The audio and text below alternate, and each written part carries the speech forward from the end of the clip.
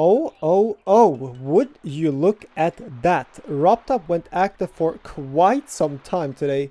So let's get right into it. And also, don't forget to join my Discord. 𝗟𝗏𝗃𝗃 asked RobTop to add the missing achievements to Steam, and RobTop said he will try to fix it. RobTop, do you ever plan on cleaning up the main menu? Like big changes, like the overcharged menu, or simple changes? Maybe at some point? Yeah. People then started to ask RobTop about his request on platformers and their clipping spike gameplay. He said, I don't mind needle gameplay at all, only the visual of forcing the player to stand inside a spike. Maybe we could make a slightly thinner default new spike with same hitbox size as the normal spike. Just so it's clear, you can stand on the edge, but identically difficulty. A user responded that it can be solved by the creator if they wanted to. Only thing default new spike would solve is to make sure levels are consistent with extreme level difficulty. But most extreme creators would probably use normal spike anyway, so probably no use. After some time, new people got into the chat and kept asking RobTop again about it. RobTop added to all of this that there is no big conspiracy of me not rating levels. I probably just haven't seen or got to them.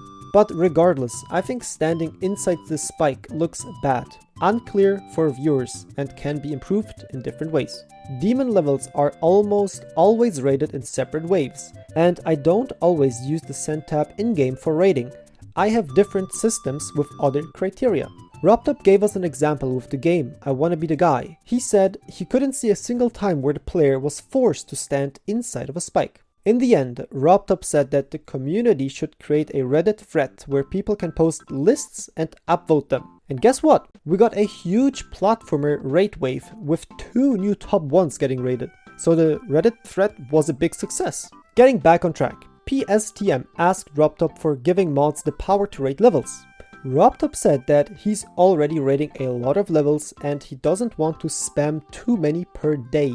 He wants to make sure the levels get attention versus getting lost in a huge rate wave. And hold on, I gotta give my opinion on this. And please let me know your thoughts about this. I understand where RobTop is coming from, to give like every single level its attention.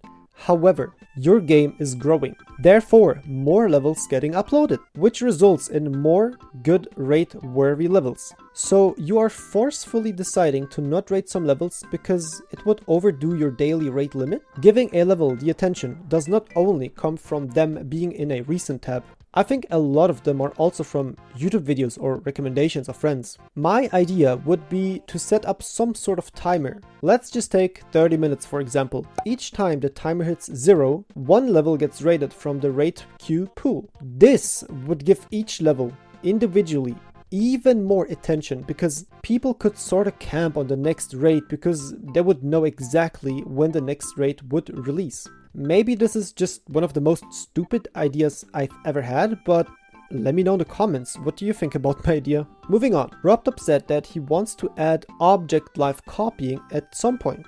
Like, if you're making a bullet hell game, you only need to create one bullet. RobTop, please add instrument trigger. Was planning to the only thing I'm not sure how to do yet is different note length. Will RobTop add more player trails? Slightly less prio since people just make their own using particle triggers. I think a better system would probably be when I add more detailed key binding and control support. Then creators can do more advanced controls, like instead of disable a button, you can intercept and do something else with it. Okay, if this gets added into Geometry Dash, those mini games will be literally insane.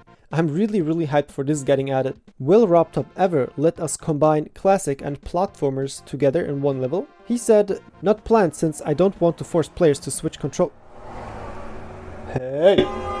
Not planned since I don't want to force players to switch control scheme mid-level. Well, at least we can do it ourselves in platformer. Hehe. Any plans on using the down arrow on the keyboard? I was initially thinking of having down arrow on PC and swipe down on mobile. Stuff like drop down from passable platforms, but will probably add as a custom key creators can use in the future. Also, RobTop, I need an advanced random trigger that doesn't repeat twice the same group. Add this option. Please.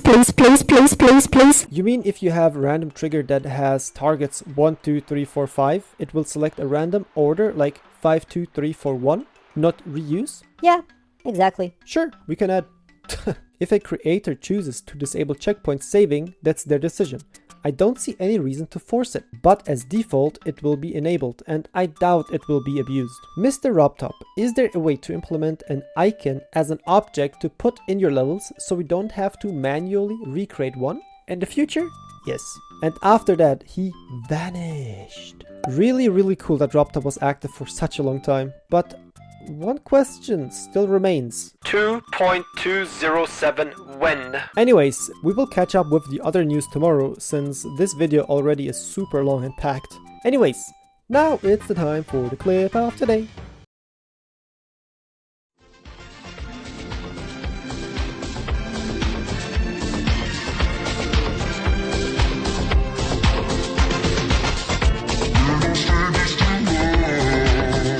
Oh my god, these AI videos will never stop! Anyways, let's move into the quiz.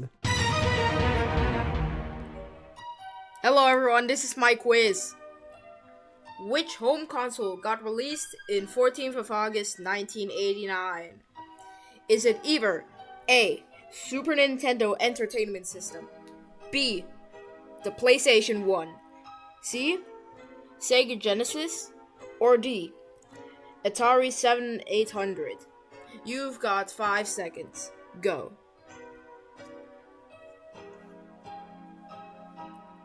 Wow, that's a cool timer. Anyways, the correct answer was C. Sega Genesis. If you got that correct, congrats, you got it correct. Anyways, back to the video.